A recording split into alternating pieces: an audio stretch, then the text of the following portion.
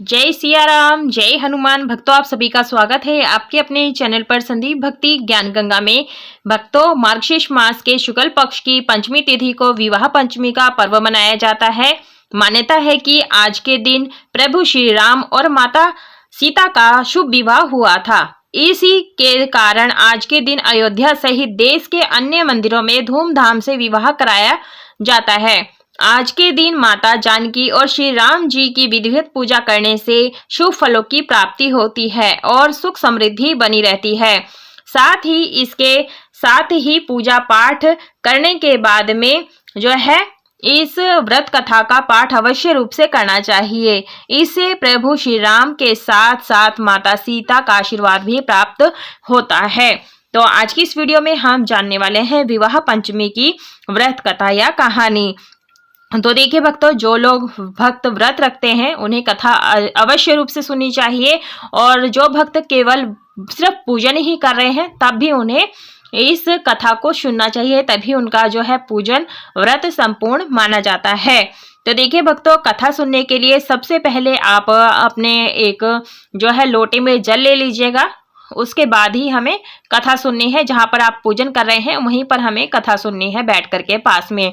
और साथ में अपने सीधे हाथ में थोड़ा सा अक्षत और पुष्प ले लीजिएगा। उसके बाद में हमें कथा सुननी है, क्योंकि कभी भी खाली हाथ कथा या कहानी नहीं सुनी जाती। इस बात का विशेष ध्यान रखिएगा।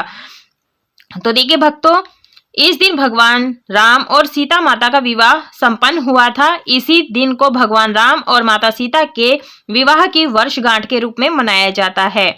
तो देखिए, जैसे मैंने बताया कि कथा हमें जरूर से सुनना चाहिए। इससे घर में खुशियों का आगमन होता है, साथ ही वैवाहिक जीवन में खुशियां आती हैं। तो चलिए देरी ना करते हुए कथा को हम शुरू करते हैं। कथा इस प्रकार से है।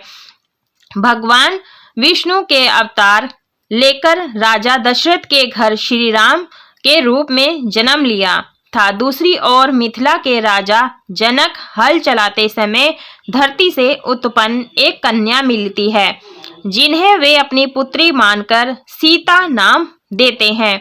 सीता जब बड़ी हो जाती हैं, तब राजा जनक अपनी पुत्री के लिए उपयुक्त वर की तलाश होते हुए स्वयंवर का आयोजन करते हैं, जिसमें एक शर्त रखी जाती है कि जो भी भगवान शिव का अदम्य धनुष तोड़ेगा वह सीता से विवाह कर पाएगा। इस अद्भुत धनुष को तोड़ना असंभव माना जाता था। स्वयंवर में अनेक राजकुमार आते हैं, लेकिन कोई भी धनुष को उठाने में सफल नहीं होता है। तभी श्री राम, जो अपने गुरु वशिष्ठ के आदेश पर स्वयंवर में आए थे, धनुष के पास जाते हैं। शांत चित्त होकर के वे धनुष पर प्रत्यंचा चढ़ाते हैं, और जैसे ही वे खींचते हैं धनुष दो टुकड़ों में बट जाता है। इस अद्भुत घटना से सभी चकित रह जाते हैं। फिर सीता श्री राम के निकट आई। सखियों के बीच में जानकी आई। तब एक सखी ने सीता से जयमाला पहनाने के लिए कहा। उस समय उनके हाथ ऐसे सुशोभित हो रहे थे मानो डंडियों सहित दो कमल चंद्रमा को देखते हुए जयमाला दे रहे हों। तब सीता माता जी ने श्री राम जी के गले में जयमाला पहना दी। यह दृश्य देखकर देवता फूल बरसाने लगे। नगर और आकाश में ढोल बाजे बजने लगे। जिसके बाद श्री राम और सीता का विवाह धूमधाम से संपन्न होता है।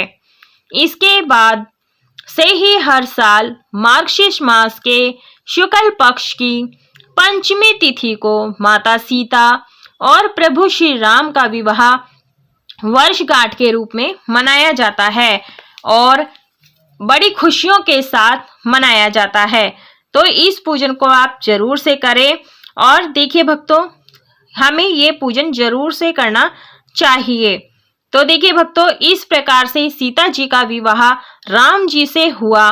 तीनों लोकों में इस बात का यश फैल गया कि राम ने भगवान शिव का धनुष तोड़ दिया है, और इसी कारण इस दिन को प्रतिवर्ष मार्गशीर्ष मास की शुक्ल पंचमी को मनाया जाता है। श्री राम सीता का जीवन प्रेम, आदर्श, समर्पण और मूल्यों को प्रदर्शित करता है। ये थी विवाह पंचमी की व्रत कथा या कहानी। बोलिए सियापति रामचंद्र की जय, भगवान विष्णु की जय। तो इसके बाद में हमें विनायक जी की कथा जरूर से सुननी चाहिए, तो आप वो अलग से कथा जरूर से सुन लीजिएगा।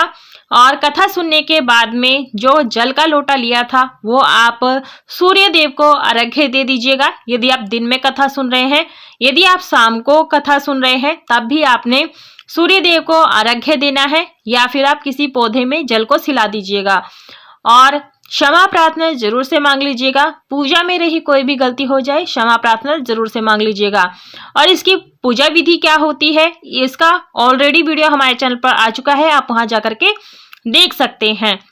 उसका लिंक आपको डिस्क्रिप्शन में मिल जाएगा, आप जरूर देख लीजिएगा।